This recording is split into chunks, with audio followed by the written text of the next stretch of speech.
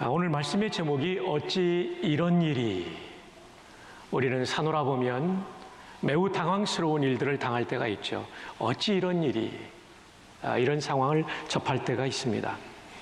호세아서, 여기에 주인공인 호세아라는 인물, 이 선지자이죠. 지금으로 말하면 목사입니다. 목사의 아내가 이렇게 음란한 아내였다는 거죠. 그는 정말 비련의 선지자였습니다. 비련이란 슬플 빛자, 사랑할 연자, 또 사모할 연자죠. 슬픈 사랑의 이야기. 이것이 오늘 호세아의 내용입니다. 자, 호세아 1장 2절을 함께 한번 읽어보십시다. 시작. 여호와께서 처음 호세아에게 말씀하실 때 여호와께서 호세아에게 이르시되 너는 가서 음란한 여자를 맞이하여 음란한 자식들을 낳으라. 이 나라가 여호와를 떠나 극의 음란함이니라 하시니. 참 어려운 요청을 하시죠. 호세아라는 선지자를 부르시면서 그에게 이 직책을 맡기며 이 사명을 주시면서 음란한 여자를 맞이하여 음란한 자식들을 낳으라. 추석하는 분들에 따라 좀 다른데 학자들마다요, 이 호세아의 아내가 바람을 피워서 아이를 가졌다기도 하고, 어떤 분은 그건 아닌데 엄마 따라 음란한 자녀가 되었다고 합니다. 그러나 저는 전자를 따라 오늘 본문을 여러분에게 이야기로, 내러티브로 구성해 드린 것입니다. 여러분, 목회자에게 음란한 아내를 만나라, 이건 얼마나 참 어려운 얘기입니까? 근데 이 요청을 통해 하나님이 전하시고 싶었던 메시지가 있었죠. 이 나라가 여호와를 떠나 크게 음란함이니라. 호세아가 예언했던 북이스라엘의 성도들의 영적인 음란을 깨우치기 위하여 하나님께서는 호세아에게 음란한 여인과 결혼해 살라고 말씀하고 있는 것이죠. 영적 음란을 깨우쳐주기 위하여 도덕적 음란한 여인과 만나 살게 된다는 거죠. 때로는 우리의 고통이 하나님의 메시지를 전하는 수단일 수 있습니다. 호세아에게는 이것이 얼마나 큰 고통이었겠습니까? 그러나 이것이 하나님의 뜻하신 바를 알리는 도구가 된 것이죠. 저와 여러분이 인생을 살면서 수많은 고통을 만날 수 있습니다. 그러나 이 고통은 고통으로서만 끝나는 것이 아니라 하나님의 메신저로서 우리가 사는 일에 우리를 메신저로서 메시지를 전할 수 있도록 도와주시는 것입니다. 여러분의 고통은 의미 없는 것은 없습니다. 이것을 통하여 하나님은 여러분과 주변의 사람들에게 말씀하실 줄로 믿습니다. 그런 면에서 고통은 또 하나의 의미가 있는 것이죠. 자, 호세아가 만났던 음란한 여인, 그의 아내가 된 여인의 이름을 3절은 고멜이라고 말합니다. 고멜. 히브리 발음 그대로 말하면 고메르, 이렇게 발음할 수 있습니다. 고메르. 이 말의 뜻은 어떤 뜻이냐면 어원은 끝이라는 뜻입니다. 근데 고멜을 좀 더 풀이하면 완전히 끝까지 가다라는 뜻입니다. 완전히 끝까지 간 여성이 고멜이었어요. 어떤 점에서 완전히 끝까지 갔냐면 도덕적, 윤리적으로 끝까지 갔다는 것입니다. 타락했다는 거죠. 이걸 바닥으로 비유한다면 더 이상 내려갈 수 없는 바닥까지 떨어진 여인. 한 남편의 아내로서 해서는 안 될 일을 계속해서 도덕적 밑바닥까지 추락한 여인, 타락한 여인, 이 여인이 고멜이죠. 고멜. 이 고멜이 3절로 4절에 오면 아들을 낳았을 때 하나님께서 이 고멜이 낳은 첫 번째 아들의 이름을 이스르엘이라고 붙이라고 말합니다. 이스르엘. 이스라엘과 이스라엘은 다른 단어입니다. 이스라엘은 하나님과 더불어 승리한 자라는 뜻입니다. 좋은 이름이죠. 근데 이스라엘은 좋은 뜻과 나쁜 뜻이 함께 있는 단어입니다. 나쁜 뜻은 하나님께서 흩어버리시다, 심판과 징계의 의미입니다. 다른 뜻은 하나님께서 심으시다, 심는다는 것은 생명이 시작되는 것이고 장차 열매를 풍성하게 맺게 된다는 얘기죠. 이스르엘, 첫 번째 낳은 음란한 고멜이 낳았던 첫 번째 낳은 아들의 이름을 이스르엘이라고 했던 것이죠. 이렇게 음란한 일을 저지른 여인의 아들을 이스라엘 흩어버린다, 심판한다는 거죠. 여러분, 이 말씀은 어떤 내용을 가지고 있는지 한번 4절로 5절을 통해서 한번 확인해 봅시다. 4절 여러분 읽어주십시오. 시작. 여호와께서 호세아에게 이르시되 그의 이름을 이스라엘이라 하라. 조금 후에 내가 이스라엘의 피를 예후의 집에 갚으며 이스라엘 족속의 나라를 폐할 것임이니라. 예, 이스라엘 족속의 나라를 어떻게 할 것이라고요? 폐할 것이다. 북이스라엘을 아수르의 손에 의해서 심판하실 것을 말씀하실 때 이스라엘이라는 단어를 써요. 그들이 망하고 흩어지게 될 것이다. 포로로 끌려가고 흩어지게 되죠. 그 다음 5절을 보면 그날에 내가 이스라엘 골짜기에서, 이스라엘은 북이스라엘의 한 도시죠. 이것은 인명인 동시에 지명으로 사용되기도 했습니다. 이스라엘의 뭐를 꺾으리라? 활은 군사력을 말하죠. 북이스라엘의 군사력을 꺾고 그들을 흩어버릴 것이다.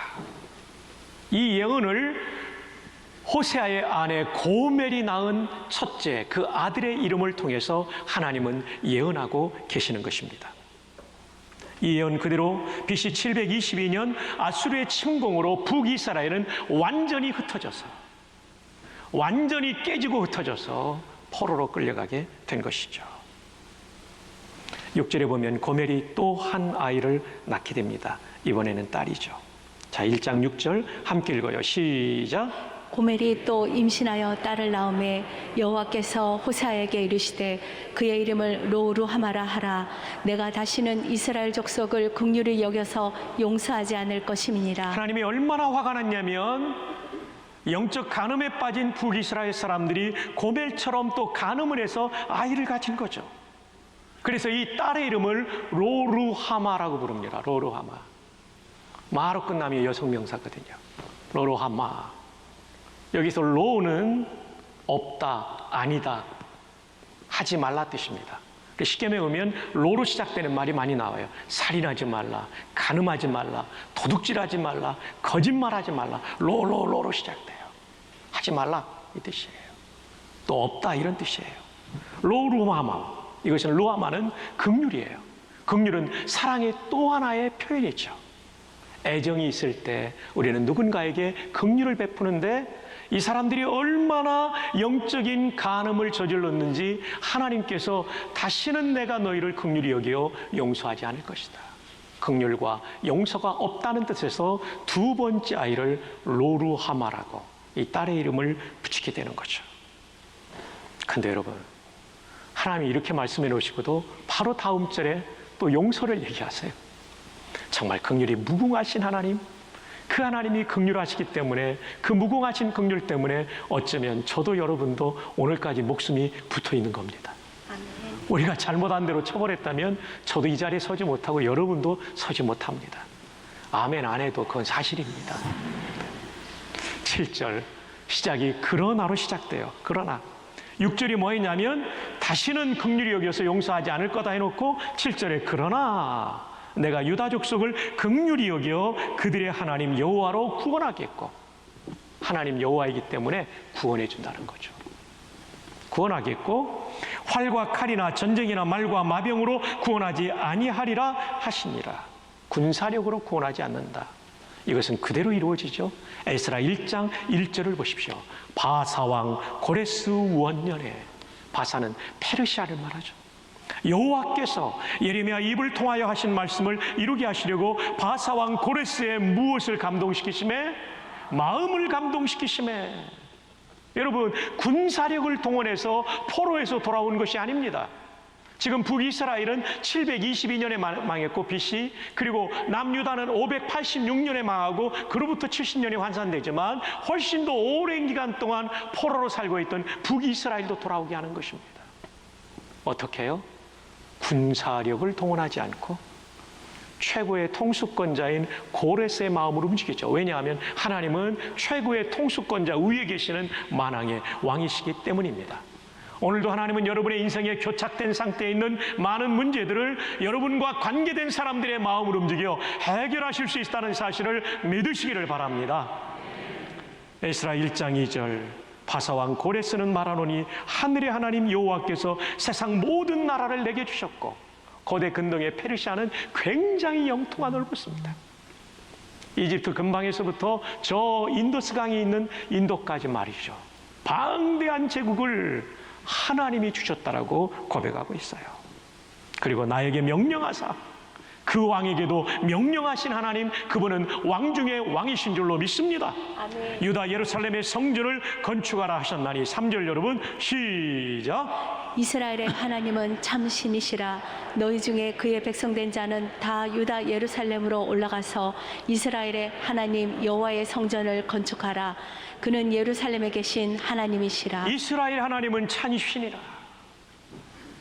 이방의 왕을 통하여 이렇게 말씀하시며 호세아가 예언했던 말씀이 그대로 이루어지죠.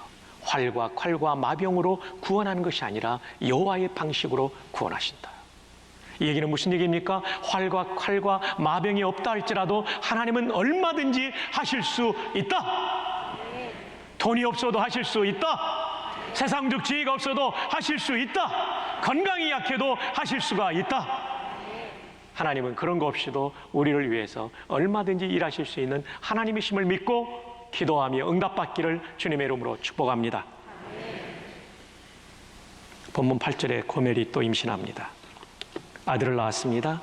이름이 9절에 나옵니다. 여호와께서 이르시되 그의 이름을 뭐라고 한다고요? 로암이라 하라. 너희는 내 백성이 아니요 나는 너희 하나님이 되지 아니할 것임이니라. 역시 로가 나오죠. 아니다라는 거예요. 암미는 백성이라는 단어가 암입니다. 여기에 1인칭 소유격 어미가 이예요. 암미 하면 나의 백성. 근데 로가 붙으니까 나의 백성이 아니다. 내 백성이 아니라는 얘기죠. 내 백성이 아니다. 여러분 지금 하나님께서 아이들의 이름을 붙여가시는 과정 속에서 하나님의 백성인 성도들을 향한 하나님의 징계의 강도가 더 커짐을 느끼셔야 됩니다. 여러분이 지금 서 있는 자리가 어디 있는지를 알 수 있어야 돼요. 첫 번째는 이스라엘입니다. 하나님이 흩으실 것이다. 그 다음에 두 번째는 루하마, 흩어버리는데 긍휼을 베풀지 않고 흩어버리실 것이다. 더 나아가서는 뭐라고 말하냐면 너희는 내 백성이 아니야. 로암미, 이방인처럼 대하시겠다는 뜻입니다. 여러분은 오늘 신앙의 노정 가운데 어디에 서 계십니까? 영적인 간음에 빠져 하나님을 멀리 떠나 있다면 더 깊어지기 전에, 더 멀어지기 전에 그 하나님께로 돌아올 수 있기를 축복합니다. 그럼에도 불구하고 아까 7절에 나왔던 긍휼의 하나님은 다시 한번 긍휼과 소망을 말씀하십니다. 고멜처럼 타락하고 고멜처럼 끝까지 간 여자, 더 이상 떨어질 수 없을 만큼 추락한 이 여인에게 베풀어 주셨던 하나님의 은총을 살펴보십시다. 1장 10절 그러나로 시작됩니다.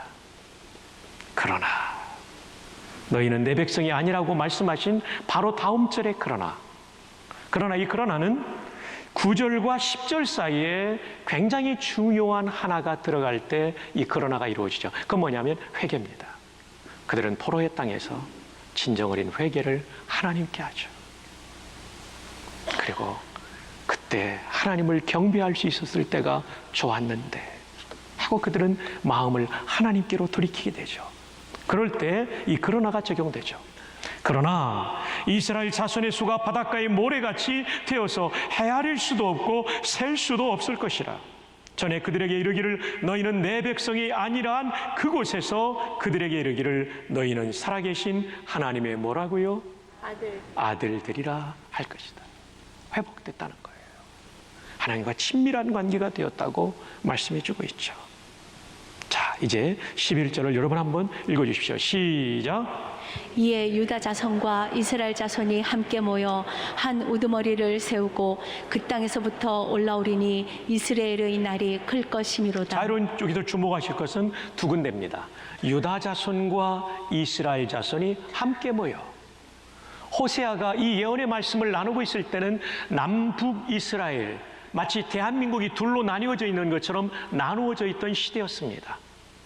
솔로몬의 범죄로 솔로몬 이후에 나라가 둘로 나뉘어지죠. 남유다, 하나님을 좀 더 잘 섬기죠. 그리고 북이스라엘, 우상 숭배를 아주 많이 했죠. 그래서 여러분, 이 호세아서 1장 1절을 아까 우리가 김 목사님과 함께 봉독했는데 거기에 보면 남유다 왕들의 명단이 더 많이 나와요. 사실은 호세아 시대에 더 많은 왕들이 있는데 그 정통성을 인정하지 않죠. 진정한 회복은 다윗의 왕조를 계승하는 것이라는 것을 강조하기 위하여 북이스라엘의 선지자지만 1장 1절에 남유다의 왕들을 먼저 소개하죠. 자, 그런데 말이죠. 회복되어서 돌아올 때는 유다 자손과 이스라엘 자손이 함께 모여 한 우두머리 지도자를 세우고 그 땅 포로의 땅에서부터 올라오리니 그 다음 무슨 말이 나옵니까? 이스르엘의 날이 어떻게 된다고요? 클 것이. 크다는 얘기는 뭐예요? 좋아진다, 회복된다는 거예요. 근데 여러분, 이스라엘이라고 할 때 이 11절의 이스라엘은 어떤 뜻일까요? 이스라엘의 뜻은 두 가지라고 말씀드렸죠. 부정적으로는 하나님께서 흩으신다. 긍정적으로는 하나님께서 심으신다는 것입니다. 하나님께서 심으신다. 자, 그러면 이스라엘의 날이 큰다고 할 때는 1번을 말할까요? 2번을 말할까요? 2번. 여러분, 정답입니다. 여러분에게 A 플러스를 드리고 싶어요. 아니, 2번 다 맞힌 분은 A2 플러스를 드리고 싶어요. 제가 사역훈련 할 때 너무 학점을 좋게 준다고 제 아내는 학점에 인플레이션이 있다고 지적하곤 합니다. 너무 기뻐요. 두 번째예요. 그러니까 여러분, 이스라엘이 흩으시는 이스라엘이 될 수도 있고 심으시는 이스라엘이 될 수 있어요. 성도들의 삶도 하나님이 흩으시는 성도의 삶이 있고 하나님이 심으시고 세우시고 열매 맺게 하는 성도의 삶이 있어요. 이 차이는 무엇입니까? 하나님을 사랑하느냐의 차이입니다. 하나님을 진정으로 사랑하면 하나님께서 우리의 인생을 깊이 뿌리 내리게 하시고 우리 인생의 수많은 열매로 채워주실 줄로 믿습니다.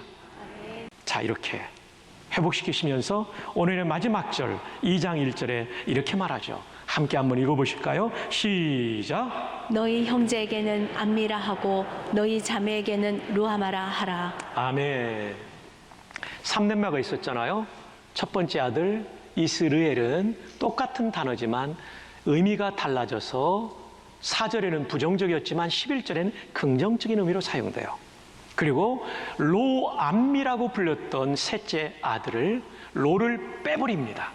그러니까 암미가 되면 내 백성, my people이라는 뜻이에요. 그 다음에 루하마에서 로를 빼버립니다. 루하마, 이것은 compassion, 사랑, 긍휼을 품는다는 얘기죠. 저 안에 사랑하는 성도 여러분, 문제는 하나님께 있는 게 아니라 우리한테 있습니다. 우리가 하나님께 돌아가면 내 백성이라 나의 사랑의 대상이다, 암미 루하마로 우리를 대하시고 우리의 생애 속에 놀라운 은총을 부어주실 줄로 믿습니다. 내 구주 예수를 더욱 사랑하는 것, 이것이 중요하죠. 성경에 하나님과 우리의 관계에 대한 대표적인 이미지는 두 가지예요. 목자와 양, 남편과 아내. 인도자가 되신다는 뜻이고 사랑의 관계가 된다는 거예요. 하나님은 저와 여러분의 관계를, 저와 여러분이 하나님과 맺는 관계를 독점적으로 맺기를 원하세요. 다른 무엇이 끼어들기를 원치 않습니다. 남편과 아내와의 사이에 가장 중요한 것은 결혼의 약속 그리고 순결 아니겠습니까? 한눈 팔지 않는 것. 아내만 순결한 것이 아니라 남편도 순결해야 되죠. 한눈 팔지 않는 것. 또 딴 눈 팔지 않는 것, 오직 배우자만을 사랑하는 것, 하나님께서 요구하시는 것이 바로 그것입니다. 오직 하나님을 사랑하는 것입니다. 호세아가 사역했던 시대는 BC 755년에서 723년까지 32년이라고 하는 매우 긴 기간 그는 선지자로서 사역했습니다. 그런데 그가 살았던 시대는 오늘의 대한민국만큼 반만년 역사 속에 가장 부강한 시대를 살고 있는 우리처럼 북이스라엘 왕국의 가장 찬란했던 시대가 바로 호세아의 시대였다는 것을 아십니까? 심지어 어떤 경우는 다윗과 솔로몬의 시대와 비견할 만한 황금기, The Golden Age, 이것이 호세아가 사역했던 시대에 여로보암 2세라고 하는 왕이 통치했던 시대였어요. 그들은 물질적인 번영을 누렸습니다. 그들은 쾌락도 함께 누렸습니다. 인생을 엔조이하고 있었습니다. 그러나 무서운 것은 그 안일한 삶 속에 파고 들어온 영적, 도덕적 타락, 하나님이 보시는 영적 간음의 문제가 바로 북이스라엘의 문제였던 것이죠. 어쩌면 이 시대를 사는 한국교회 성도들에게 이보다 더 정확한 정황, 이보다 더 정확한 세팅은 없을 거라고 생각해요. 여러분 생각해 보십시오. 지나간 역사 속에 이 시대만큼 대한민국 사람들이 잘 살았던 때가 있었습니까? 이 시대만큼 의료의 혜택을 받은 사람들이 있었을까요? 아니요. 미국도 우리보다 못합니다. 미국은 하루 입원에 1,000만 원의 입원비가 나온다는 거 아십니까? 러시아는 수십 년이 지난 약을 지금도 투여하고 있다는 사실을 아십니까? 우리가 언제 이렇게 편리한 자동차를 타고 다녔으며, 전철을 타고 다녔으며, 비행기를 타고 다녔으며, 뷔페에 그 수많은 음식을 먹던 시대가 어디에 있었습니까? 이렇게 좋은 옷을 입고 다니던 시대가 어디에 있었습니까? 우리는 진정 하나님의 은혜로 풍요를 반만년 역사 가운데 누리고 있는 대한민국 국민입니다. 정말 이것은 감사할 일입니다. 그러나 이것이 하나님을 사랑하는 일에 장애가 되고 있다는 또 다른 측면을 우리는 간과해서는 안 됩니다. 편리함과 즐거움 속에 빠져 하나님을 사랑하는 것을 등지고 하나님 외에 또 다른 쾌락과 오락과 세상의 즐거움과 세상의 돈과 명예에 빠져서 영적인 간음에 빠져 있는 우리는 아닌가? 예배를 드리러 오면서도 우리는 점집에 가고 있는 사람은 있지 않는가? 이것이 머지않아 우리 인생을 흩어버리시고 긍휼을 베풀지 않으시고 하나님의 백성이 아닌 것처럼 하나님께서 우리에게 얼굴을 돌리실 때가 올 수도 있다는 사실을 우리는 마음속 깊이 깨달아야 할 것입니다. 오늘 우리는 어떻습니까? 하나님만을 나의 경배의 대상으로 섬기고 있습니까? 하나님을 가장 높이며 그분의 뜻에 따라 살고 계십니까? 아니면 세상의 돈과 쾌락, 오락과 사라질 명예를 숭배하고 있지는 않습니까? 하나님께서 흩어버리시는 이스라엘의 고통을 당하고 계시지 않습니까? 하나님께서 긍휼을 베풀지 않는 로루하마의 상황은 아니십니까? 하나님께서 내 백성이 아니라고 로함이라고 말씀하고 계시는 상황은 아니냐 이 말입니다. 이 시간 신앙의 순결을 회복하는 결심이 있기를 바랍니다. 오직 하나님만을 나의 최고의 사랑과 경배의 대상으로 삼으시기를 바랍니다. 그분의 말씀을 존중하며 순종하시기를 바랍니다. 그러면 하나님이 다시 회복시켜 주실 것입니다. 하나님이 심어주시는 이스라엘이 될 것입니다. 하나님이 긍휼히 여겨주시는 루하마가 될 것입니다. 너는 내 백성이라고 하는 안미로 살아가게 될 것입니다.